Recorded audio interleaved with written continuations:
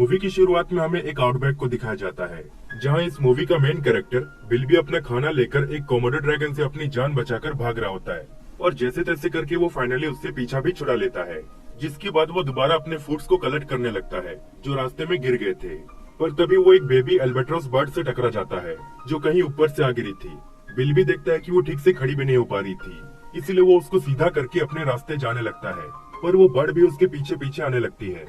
बिल्बी उसको इग्नोर करने की कोशिश करता है, पर तभी वो देखता है कि एक बड़ा सा स्नेक उस बर्ड को खाने आ रहा है। इसलिए वो सही टाइम पर उस बर्ड को बचाकर उसे एक पत्थर के ऊपर छोड़ देता है और वहाँ से जाने लगता है। पर फिर वो देखता है कि बहुत सारे स्कॉर्पियंस उस बर्ड को घेर लेते हैं, इसलिए वो दोबारा उसको बचाता है और उसे कई अलग अलग जगह पर अकेले छोड़ने की बहुत कोशिश करता है।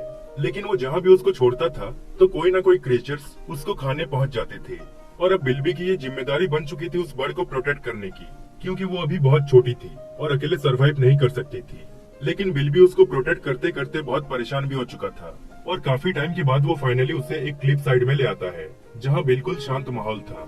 वो देखता है कि क्लिफ के नीचे से बहुत हेवी प्रेशर से हवा ऊपर की तरफ आ रही थी, इसीलिए वो उस बर्ड को उसी ऊपर आती हवा के जरिए उड़ाने की कोशिश करता है ताकि उससे पीछा छुड़ा सके। लेकिन इसी चक्कर में एक ईगल आकर उस बर्ड को उठा ले जाती है, जिसको देखकर बिल्बी को बहुत गुस्सा आता है और वो बिना अपनी जान की चिंता किए उस बर्ड को बचाने के लिए सीधा वहाँ से छलांग मारकर उस ईगल को पकड़ लेता है और उसकी धुलाई करने लगता है।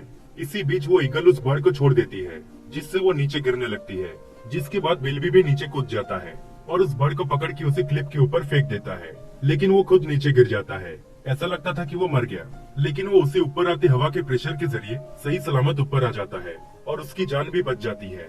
जिसके बाद वो समझ जाता है कि अब से उसे ही उस अल्बाट्रॉस बर्ड की पूरी जिम्मेदारी लेनी पड़ेगी, इसलिए वो उसको अपने साथ रखता है। और काफी सालों के बाद वो बर्ड भी बड़ी हो जाती है और वो दोनों हमेशा खुशी खुशी साथ में रहने लगते हैं। इसी तरह ये शॉर्ट मूवी यहीं पर खत्म हो जाती है।